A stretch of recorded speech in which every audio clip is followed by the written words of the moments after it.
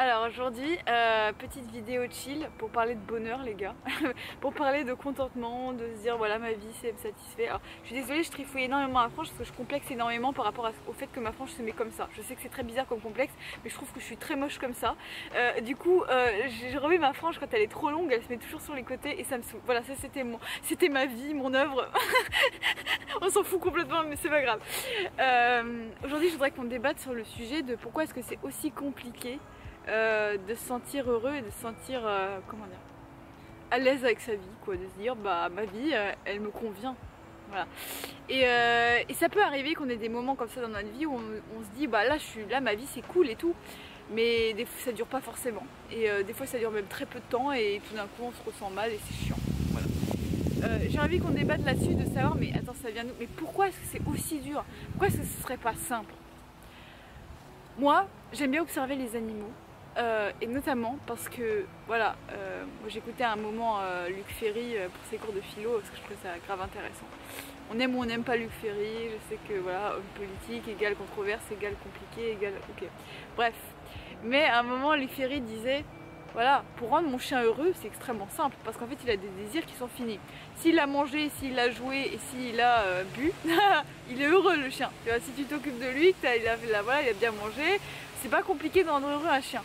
Mais pour rendre heureux ma fille, donc je cite Luc Ferry, pour rendre heureux ma fille qui a 17 ans ou je sais plus quel âge elle a, c'est bien plus compliqué, d'autant plus qu'en fait les besoins des humains changent à chaque année, chaque mois. Tu vois, chaque mois tu vas aimer un truc plus qu'un autre, etc. Ça va changer. Voilà. Ta personne se renouvelle constamment, à chaque heure, à chaque seconde. Tu deviens quelqu'un de nouveau et du coup tes besoins, tes désirs changent et du coup tes conditions pour être heureux changent aussi inévitablement. Voilà. Donc déjà ça, en fait voilà, cette citation que je te donne un peu de Luc Ferry que je retransmets et tout, c'est vraiment pour donner une esquisse de simple en fait, simple et compréhensible de bah pourquoi est-ce que c'est compliqué d'être heureux en fait, pourquoi c'est compliqué, tout simplement déjà parce que nos désirs changent constamment et aussi parce que bah voilà, on a des désirs aussi qui sont infinis, c'est-à-dire que par exemple si tu gagnes un peu d'argent, tu gagnes 500 € et t'es étudiant, tu gagnes 500 €, tu te dis oh c'est trop cool, j'ai 500 € sur mon compte, enfin j'ai un peu d'argent pour m'acheter des trucs, je dépends pas de mes parents. Et puis un jour, voilà, tu vas devoir gagner ta vie, donc tu vas gagner le SMIC. Tu vas te dire, ouais, c'est trop cool, maintenant je gagne le SMIC et tout, je peux m'acheter un petit appart et tout, voilà. Et puis après, tu vas dire, ouais, le SMIC c'est pas assez, et tu vas vouloir plus et plus et plus et plus, et ça va jamais s'arrêter. Et ça, c'est un truc qu'il n'y a pas chez les animaux. Les animaux, une fois qu'ils ont bu, une fois qu'ils ont mangé, une fois qu'ils ont galopé dans les prés avec leurs copains chiens, bah, ils sont contents. Alors que nous, bah, au début on va se contenter, puis après on va vouloir plus. Voilà. Au début on va s'acheter une robe, on va se dire oh cool ma robe elle est trop jolie et tout, puis on va vouloir s'acheter une autre robe, et puis une autre robe, une autre robe. Le chien lui non, lui tout ce qu'il veut c'est voilà, manger tant qu'il a son petit plat, manger, boire, et ben il est content, tu vois. Donc ça c'est aussi, voilà, c'est une des grosses raisons pour lesquelles on a du mal à se contenter et à se dire bah voilà là ma vie c'est ok, quoi, c'est bien quoi. Et aussi parce que voilà, nous humains, on a véritablement la vraie question de la santé mentale qui se pose. Chez les animaux, il n'y a pas trop de santé mentale, ça n'existe. Alors, je ne vais pas dire que ça n'existe pas. Il y a des animaux qui sont traumatisés, il y a des animaux qui ont des symptômes qui sont proches de la dépression, un peu comme chez les humains, etc., etc. Ça existe. J'y connais rien en animal, en cerveau animal, mais je sais que voilà, il y a des animaux qui peuvent perdre goût à la vie et tout, ça existe. Simplement, la question de la santé mentale chez un animal, il n'y a pas de psy pour animaux. Voilà, c'est beaucoup moins, comment dire, beaucoup moins une question que chez les humains. Chez les humains, la santé mentale, et d'ailleurs, même nous humains, on le sait même, on n'en parle même pas assez, du fait que notre santé mentale, c'est comme notre santé physique, ça a la même importance, même au niveau de la survie, parce que si notre santé mentale est dégueulasse, vraiment à un point inimaginable, on peut se suicider, on peut se mutiler, on peut se faire du mal, et on peut mettre en jeu notre vie en fait, tout simplement. Donc, être extrêmement malade physiquement, c'est pas plus grave qu'être extrêmement malade mentalement. Il n'y a pas de, voilà, il n'y a pas de hiérarchie, les deux sont tout aussi importants. Et ça c'est vraiment un truc que je veux véhiculer avec ma chaîne, et c'est pour ça que ma chaîne existe d'ailleurs, c'est pour ça que j'ai choisi ce thème de la santé mentale. C'est parce que je me dis mais en fait on prend la santé mentale pour un truc qui est pas grave, c'est juste voilà, c'est juste dans la tête, c'est pas grave, etc. Voilà. Alors que non, c'est tout aussi grave. Une dépression c'est aussi grave qu'un cancer. Je suis désolée, au bout d'un moment il faut voir les choses en face. Ta santé mentale ça peut pas être mis au second plan. Ça peut pas être mis au second plan, tout simplement. Quand tu perds ta santé mentale, tu perds tout, tu perds ta joie de vivre, tu perds ton intérêt pour les choses que tu fais dans la vie de tous les jours, tu perds l'envie d'avancer, tu perds tout en fait. Donc tu peux pas te dire non, la santé mentale c'est juste voilà, c'est bon.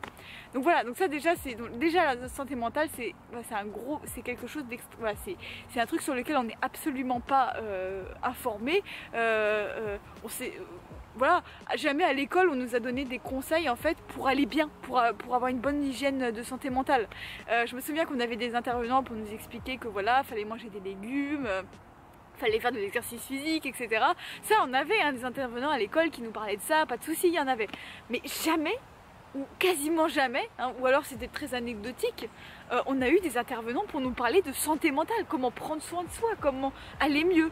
Et quand il y a eu le confinement, et qu'il y a eu 10 000 étudiants qui sont tombés en dépression, je sais pas si c'est le gouvernement ou je sais pas qui a fait ça, mais il y a un site web qui a ouvert pour donner des conseils pratiques, mais littéralement des conseils pratiques, genre fais ça, fais ça, fais ça, pour aller bien mentalement. Mais je me suis dit c'est un progrès hallucinant, je me suis dit j'ai jamais vu ça, jamais on m'a donné un site en fait où on me dit voilà, pour aller mieux il faut s'exposer à la lumière, etc. Faut tester une nouvelle activité, il faut faire de l'exercice physique, tu peux faire ça, ça, ça, il y a des chaînes YouTube, il y a, voilà.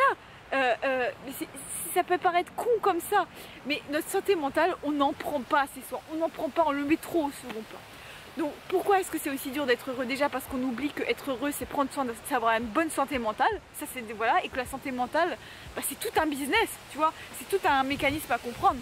Donc je vais pas te refaire une vidéo sur comment avoir une bonne santé mentale en général, parce que j'ai déjà fait une vidéo et peut-être si t'es nouveau tu l'as pas vue parce que c'est une vidéo qui est plus ancienne, mais elle est toujours d'actualité. J'ai sorti quoi, il y a peut-être 4 mois, un truc comme ça, tu vois, où je te dis quels sont les 6 piliers fondamentaux de la santé mentale, quelles sont les 6 choses que tu dois faire en fait pour avoir une bonne hygiène de santé mentale, une bonne santé mentale tout court. Je sais pas pourquoi je dis hygiène, c'est pas grave, où je parle justement de ça. Et c'est une vidéo qui a pas fait énormément de vues et ça m'a déçue parce que je me suis dit mais en fait pour moi cette vidéo elle est importante, genre vraiment je la trouvais grave importante et tout.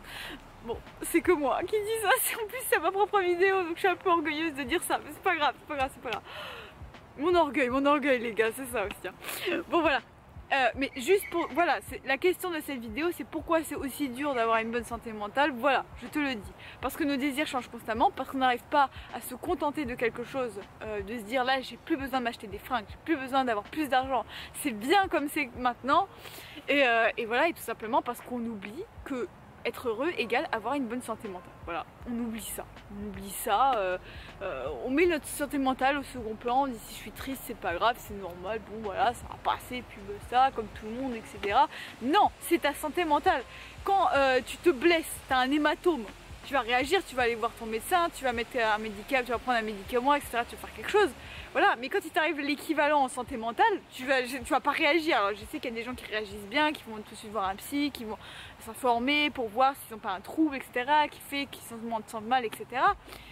Mais la plupart des gens ne réagissent pas et ils laissent aller et du coup ça grossit, ça grossit, ça grossit et ça fait que du coup c'est de plus en plus difficile d'être heureux, surtout que quand tu rentres dans une mauvaise habitude ou une addiction ou quelque chose en fait qui est symptomatique de ta mauvaise santé mentale, ça devient extrêmement difficile d'en sortir.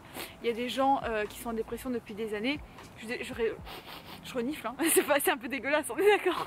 Voilà, mais il y a des gens qui sont en dépression et malgré tous les moyens qu'on a aujourd'hui en termes de médecine, il y a des gens qui n'arrivent pas à sortir de la dépression. Je sais qu'il y en a parmi vous qui sont en dépression, qui n'arrivent pas à en sortir parce que c'est long, c'est difficile. C'est juste pour dire qu'à partir du moment où vous prenez pas soin de votre santé mentale, vous pouvez vraiment vous mettre en danger sans même vous en rendre compte. Voilà. Voilà ça. Oh, elle est triste cette vidéo là. Je me sens un petit peu. En plus, il fait sombre là et pas de soleil. Ma caméra s'adapte, ça fait un peu de lumière et tout, mais c'est vrai qu'il fait assez sombre. Voilà. Donc moi j'aime pas terminer les vidéos sans donner un petit conseil à la fin, tu vois. Voilà, t'es quelqu'un qui cherche à être plus heureux, tu vois. Déjà regarde ma vidéo sur les piliers de la santé mentale, j'ai fait des recherches pour cette vidéo, j'ai pas sorti ça comme ça d'un chapeau, j'ai fait des recherches et je me base surtout aussi sur mon expérience personnelle pour te dire ce que j'ai trouvé, etc., etc. Mais vraiment, si tu cherches à être plus heureux, essaye déjà de te contenter, de dire attends, là je suis pas heureux, pourquoi? Parce que je gagne un SMIC. Essaye de te contenter de ton SMIC, de te dire attends, comment je peux être heureux avec un SMIC, tu vois? Comment je peux être heureux avec 3 robes dans mon placard? Comment je peux être heureux avec ce que j'ai déjà?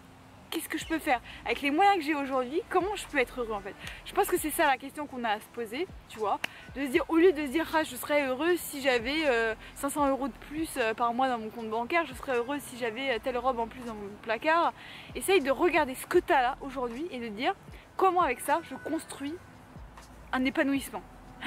Comment est-ce que je construis quelque chose qui me satisfait. Voilà. Allez, c'est la fin de la vidéo. Je te dis ciao dans ta casa et à demain pour un nouveau contenu. Et d'ici là, dab les amis.